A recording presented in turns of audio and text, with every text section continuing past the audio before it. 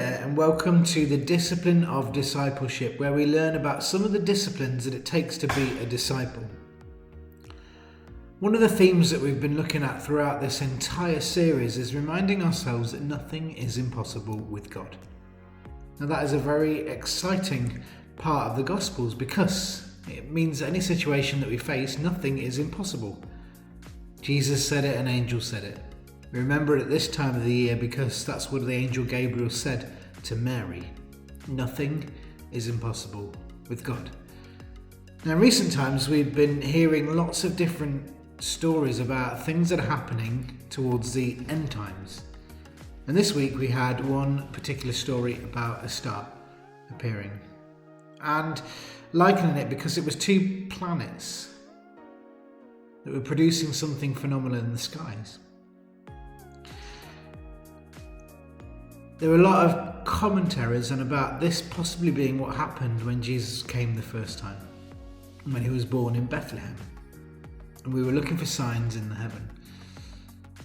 It really challenged me to think about that particular story because I was looking for a scientific reason for something that God did incredibly at the first Christmas, when Jesus came to the earth.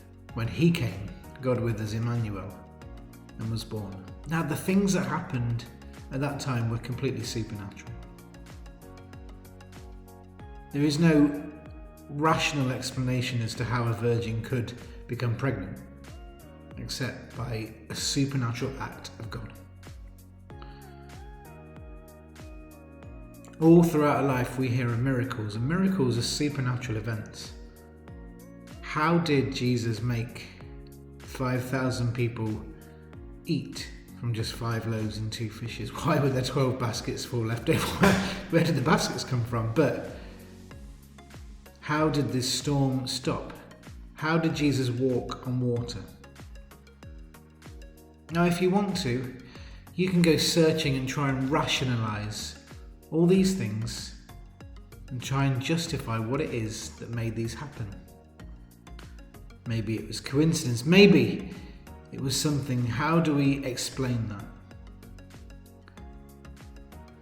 Actually, what really happened was something completely supernatural. God created the laws of nature. And the way this earth runs, everything is in his power. He is sovereign.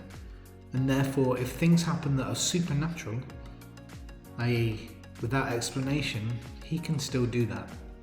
You know, when Moses put his staff in and the Red Seas parted, it happened supernaturally. The seas just split in two and the Israelites walked through. I do wonder if a disciplined disciple is comfortable with the supernatural. That God can do the impossible and that we can accept that the impossible can happen. God is our creator. He's sovereign over all things. And we do not need to look for the rational reasons as to why things happen, but to trust him supernaturally that these things happen. Now, I've been fortunate enough throughout my ministry to see people supernaturally healed. And that is healings without explanation. So I can be a bit mean on this because I am a man of weak faith. And I've had to grow in that faith throughout my entire ministry.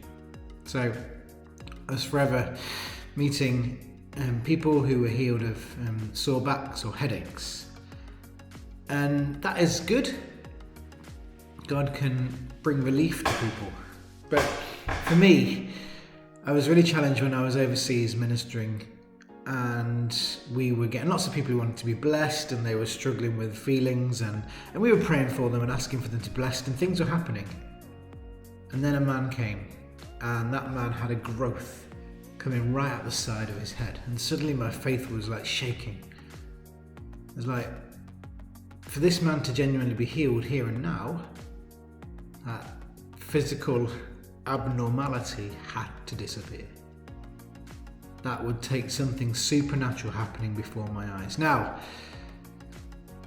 God doesn't want us to be circus performers. And that didn't happen for me, but it doesn't matter, because that man could have gone home and been healed from that tumour, that growth on the side of his head. But I wanted and craved to see something physical and supernatural happen, because I believed that God could do that. Not that I was seeking it, not that I needed to see that for any confirmation, but that there was no limitation upon what God can do. After all, Jesus came and raised Lazarus from the dead before he did it himself. Supernaturally, he was crucified and then rose again from the grave, causing an earthquake to break a stone, maybe. Who knows? He might have rolled the stone away. God could have moved it without any assistance. But he did things supernaturally. That means that it defied rationale and human explanation. I was challenged later in my ministry, again about that healing, remembering that experience. What I wanted to see was something like that. And I went on a ministry trip to Ireland and heard stories about broken arms being healed there and then. And as I sat on the train, I got a growth myself. We called it a cyst on the wrist. And it was a physical abnormality. There was no denying that it could be there. It was a bit of a joke within our family. I sat there, travelling back home on the train, thinking about seeing broken arms healed. Tangible stuff. And believing that God could do the supernatural. As I sat on that train, I put my hand on my wrist, on this cyst, this actual growth, and I prayed. 30 seconds later, that growth disappeared. Now, I didn't sit and watch it, but I know that 1 minute it was there, the next it was gone. So much so that when I got home, I pulled my wife out of her work to show her that this growth had disappeared, and of course it's never come back. That was tangible. That was real. And that makes me know that my God is the God of the supernatural. He can do anything. So we go back to that story of men travelling and following a star.